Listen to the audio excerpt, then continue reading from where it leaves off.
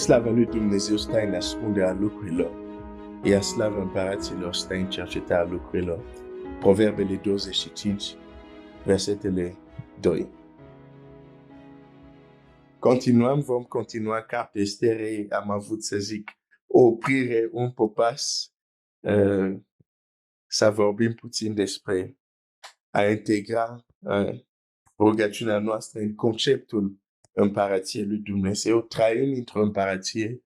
Universul acesta nu este o democrație, de aceea, dacă te comporți ca un democrat în univers, da, dacă ai un partid politic sau faci parte de un partid politic, simte-te liber, comportă-te ca un democrat. Dar în universul acesta, cu legile universului, cele vizibile și invizibile, dacă te comporți ca un democrat sau ca o democrată, vei avea de suferit, indiferent că te numești creștin. Pentru că acest univers este o împărație, nu e o democrație. Estera, capitolul 1, și citesc versetul 3, dar totuși hai să citesc în versiunea în limba română. Am deschis în franceză. Ok. Capitolul 1 și începând de continuăm cu versetul 3. Am oprit la versetul 2. În al treilea an al domniei lui a dat un ospăt tuturor domnitorilor, sfârșitorilor săi, capetenile oștirii, perșilor și mezilor, mai mari și capai ținuturilor s-au strâns înaintea lui.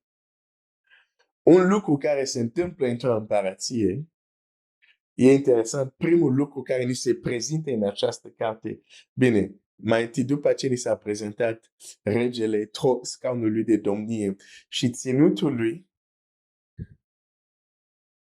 avem, ni se spune unul din lucruri care se întâmplă într-o împărație. În palatul, dacă pot să mă exprim așa, în palatul împăratului se întâmplă un eveniment de veselie care se numește un ospăt. Se întâmplă ospețe, nu știu dacă am zis corect, dar într-o împărație se întâmplă lucruri și unul din lucruri e tocmai asta. Și este interesant că Domnul Iisus, în pildele care le da despre împărație, și chiar vreau să citesc legat de asta un verset, și anume Matei 22 de la 2 cu 8. Da? Nu să citesc totul, dar vreau să citesc doar primele versete. Împărația cerurilor se aseamănă cu un împărat care a făcut nunta fiului său, a trimis pe rob să cheme pe cei poftiți la nunta, dar ei n-au vrut să vină, a trimis iarăși alți robi și le-a zis, spuneți celor poftiți, iată că am gătit ospățul meu. Iată am gătit ospățul meu. Există o legătură între împărație și ospăț. Ospăț înseamnă bucurie, înseamnă veselie, înseamnă sărbătoare. Dacă vezi în lume oameni care se bucură să meargă la o sărbătoare adevărată. Zic sărbătoare adevărată pentru că sunt sărbători care au de sărbătoare doar numele, dar nu sunt sărbătoare. Că nu văd oameni care se bucură. O sărbătoare adevărată este un loc unde vrei să mergi. Este un loc unde vrei să fii. Unde oameni sunt veseli. Unde oameni se bucură.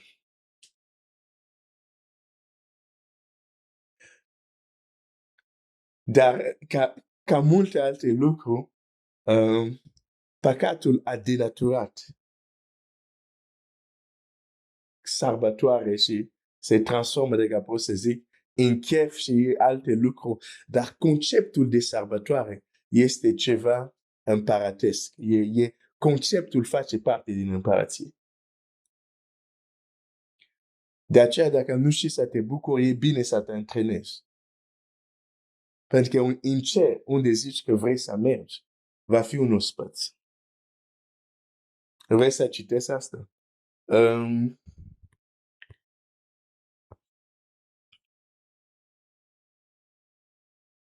Apocalipsa 19, 8 cu 9. Și li s-a dat să se îmbrace cu in subțire, strălucitor și curat. Inul subțire sunt faptele neprănire ale sfinților. Apoi mi-a zis, scrie, ferice de cei chemat la ospățul nunții mielului. Apoi mi-a zis, acestea sunt adevărate cuvinte ale lui Dumnezeu. Vrei să fii cu adevărat fericit? Asigură-te că ești chemat, că ești invitat, că ești poftit, că vei fi prezent la ospățul nunții mielului. În Matei zice, împărăția cerului e un rege care a făcut ce, a organizat ce, nunta fiului său. O există un ospăț în împărăție. Împărăția lui Dumnezeu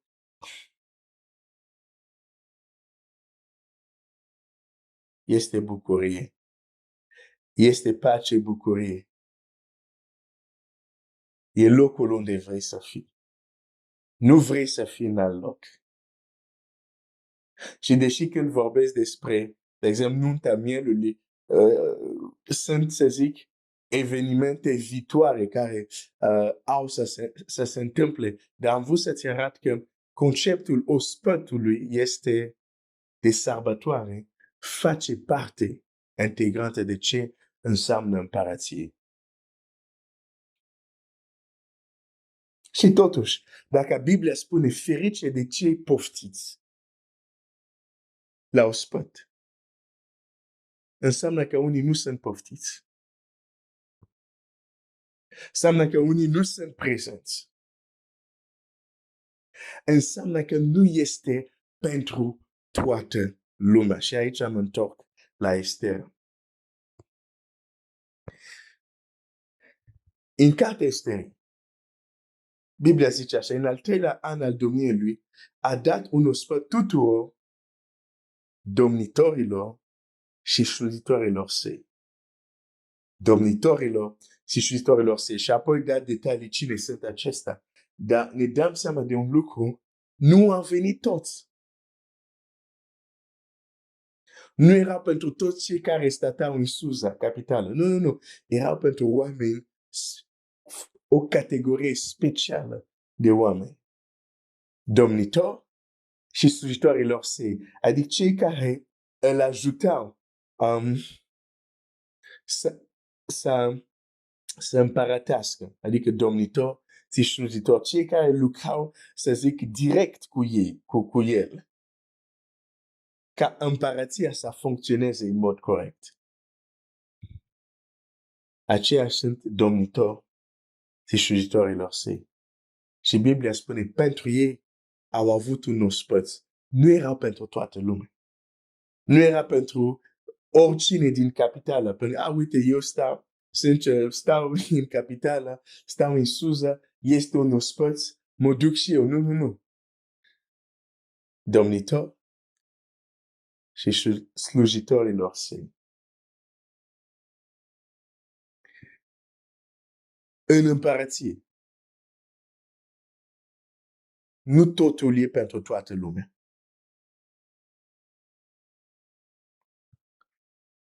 Nu totul e pentru toată lumea. Din nou, am zis, nu suntem într-o democrație. Mentalitatea noastră democratică nu ne slujește foarte bine când trebuie să înțelegem împărăția lui Dumnezeu. Nu totul este pentru toată lumea. Există lucruri care sunt doar pentru anumite persoane. Odată o mamă vine la Domnul Iisus și spune, Doamne, am o rugăminte, aș vrea să fac ceva pentru mine. Și zice ce? Pe uite, acei doi fii ai mei, unul să fie la dreapta și altul la stânga ta în împărăția ta. Și Domnul Iisus zice, da, voi știți ce cereți? Puteți voi să beți parul, și vorba de parul suferinței, puteți voi să beți parul. Ok, vreți voi să ședeți în locurile astea, dar puteți voi plăti prețul. Da, ok, sigur, vezi bea și voi parul. Și apoi le spune, dar să sta la dreapta și la stânga mea, asta e rezervat. E pentru cei pentru care a fost rezervat. Nu totul e pentru toată lumea în împărăție.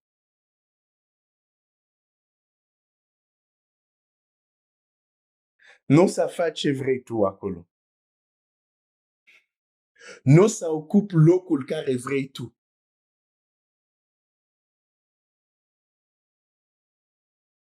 Pentru că este împărăție. Nu e democrație.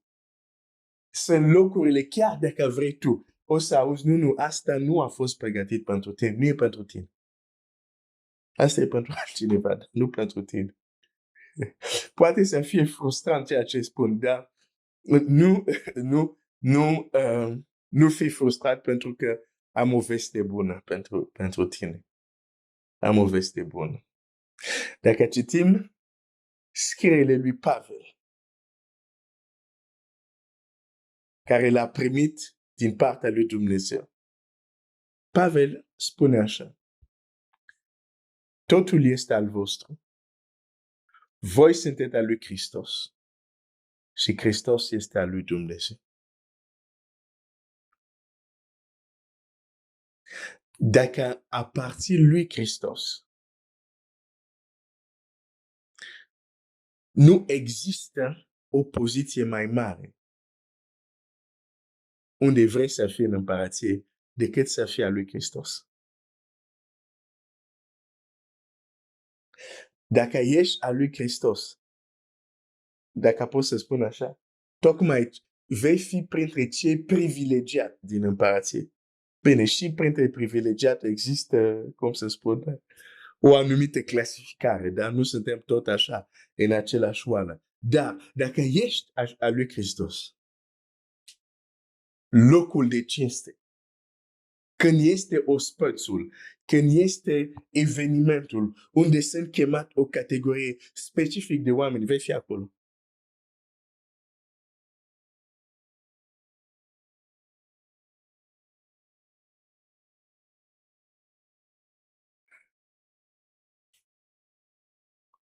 De aceea,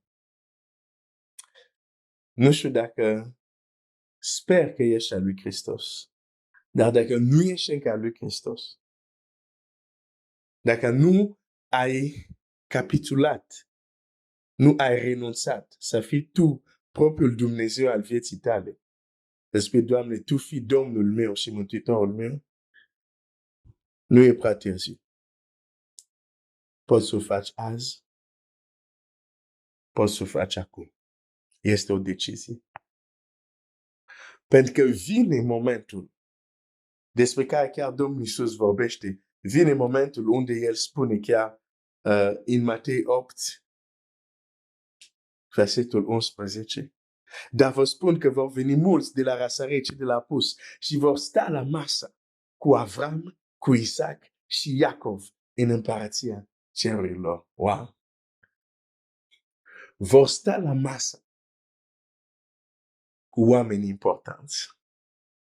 Vor sta la masă cu oameni deosebiți.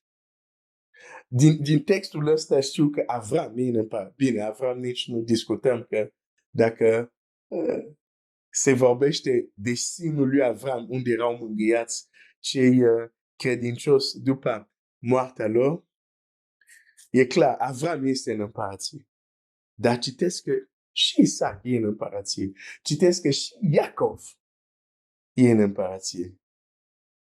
Și la Iacov vreau să ajung. Iacov.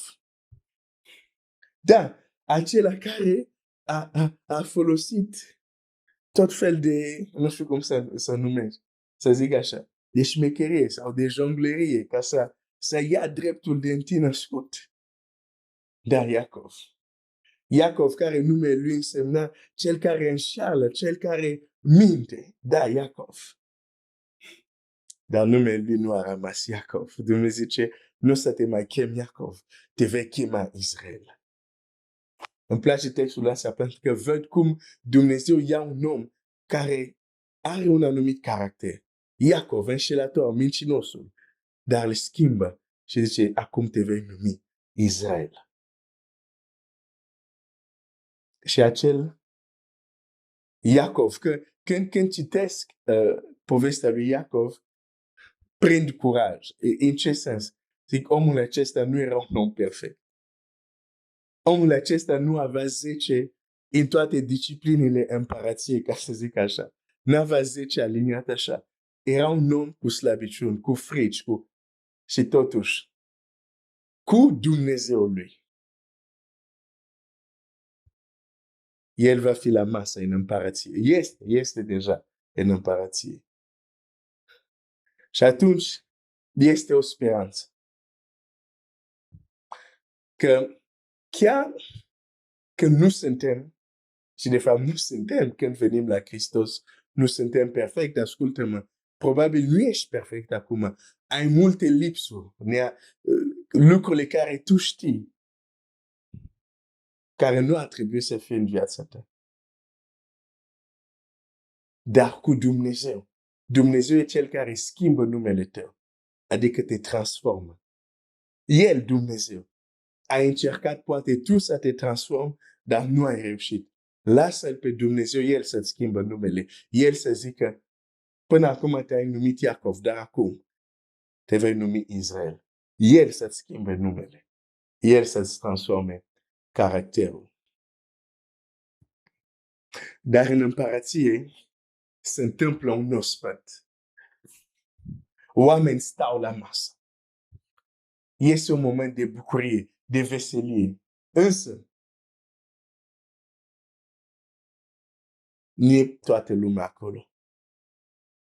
Nu este toată lumea. Nu că nu ar fi vrut Dumnezeu.